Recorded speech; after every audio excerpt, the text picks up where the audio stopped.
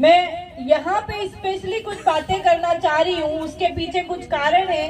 क्योंकि पहली बार ऐसा लग रहा है कि ज्यादातर लोग मिशन का हिस्सा है, वो समाज को जानते हैं, वो भगवान रेंगा कुरको को जानते हैं, टंटिया भील को जानते हैं, बिरसा मुंडा को जानते हैं। लगभग हर छोटी छोटी चीजों से परिचित लोग यहाँ उपस्थित हैं।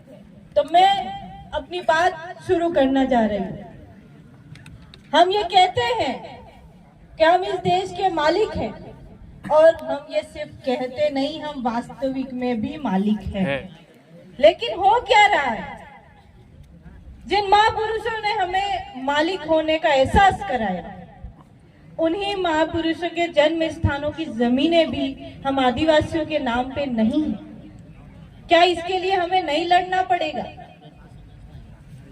लड़ना पड़ेगा, लेकिन किसके लिए लड़े? कौन हमारे साथ खड़ा रहेगा? क्या हम घर घर जाएंगे ये कहने की एक लड़ाई है जिसमें आपको आना है? ये व्हाट्सएप, ये फेसबुक, ये इंस्टाग्राम सब लोग नहीं चलाते, और इनमें आने वाली चीजें हमेशा सही नहीं होती।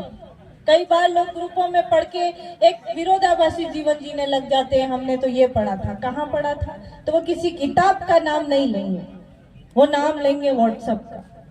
तो यहाँ बैठे तमाम युवाओं, मेरे भाइयों और बहनों, मोदी जी वाला बोला ऐसा नहीं बोलना, लेकिन यहाँ बहनें भी है, भाई भी है, इसलिए मैं कह रही हूँ कि समय निकालिए, व्हाट्सएप की दुनिया से बाहर खोजिए कुछ किताबों में। नहीं समझ में आए तो गूगल भी ऑप्शन है, और नहीं समझ में आए तो बहुत सारे बड़े बड़े वैचारिक गुरु हमारे बीच में हैं। मैं जब देश के अलग अलग हिस्सों में जाती हूँ तो मैं ये देखती हूँ कि गैर आदिवासी लोगों ने आदिवासियों के बारे में बहुत कुछ लिखा है। कई जगह वो जल जंगल जमीन को लड़ने की लड़ाई निरंतर जारी रखे, लड़ाई हम भी जारी रखे हुए, लेकिन गिनती में गैर आदिवासी ऊंचाई पे चले जाते हैं, क्योंकि उनके कार्यक्रम बड़े बड़े होते हैं और उनकी किए हुए कार्यक्रम बड़े बड़े न्यूज में पब्लिश हो जाते हैं, और हमारे कार्यक्रम बस ऐसे होते हैं और उसको हम ही देखते, कहीं न्यूज में वो चीज नहीं आती। और आजकल तो मैं देखती हूँ कि हमारे समाज का भी मीडिया बहुत ज्यादा आगे हो चुका है। धीरे धीरे समाज बदल रहा है।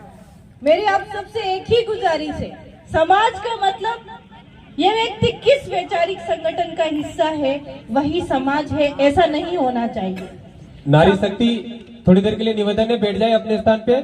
कार्यक्रम समापन की ओर है कि अंतिम समय चल रहा है, पूरा दिन आप लोग बैठे हैं, तो शाम होते टाइम तो हमें भी ऐसा होता है कि चलो अब खत्म किया जाए। तो ऐसा ही नारियों में भी हो रहा है। बहुत बड़ी बात है कि नारी शक्ति यहाँ तक इतने समय तक बैठी है, तो वो उठ रही है तो कोई बात नहीं, क्योंकि सबका समय होता है, अपने गंतव्य स्थान पे पहुंचना होता है। मैं आप सबसे ये कहना चाहती हूँ कि समाज वो नहीं है कि आप इस वैचारिक संगठन से, जैसे आपके यहाँ जयस काम करता है तो सिर्फ जयस में काम करने वाला ही व्यक्ति यहाँ के समाज का हिस्सा है, ऐसा नहीं होना चाहिए।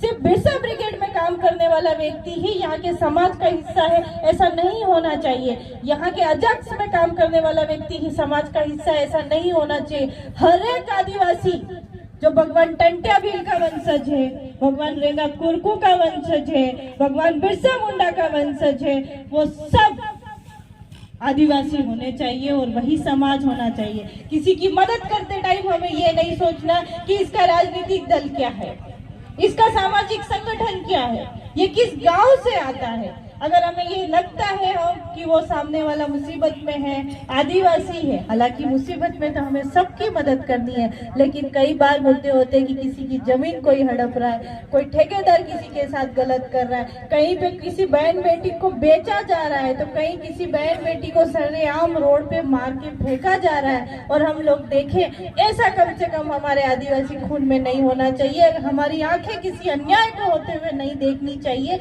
ऐसा मेरा आप सबसे निवेदन। एक बात अभी बहुत ज्यादा चल रही है, धार्मिक लड़ाई। सब तरफ धर्म धर्म धर्म धर्म। आज 26 जनवरी है, गणतंत्र दिवस है, ऐसा कहीं लग नहीं रहा है। पूरा देश एक धर्म के रंग में रंग चुका है। एक गाना आता है कि भारत देश का बच्चा बच्चा ये बोलेगा, भारत देश का बच्चा बच्चा जो भी बोले, लेकिन ये भारत जिसका है उसका बच्चा बच्चा केवल जय बिरसा, जय आदिवासी, जय जोहार बोलना चाहिए। इसी के साथ मैं अपनी वाणी को विराम देती हूँ क्योंकि समय काफी ज्यादा हो गया। आप सभी को मेरा जय आदिवासी।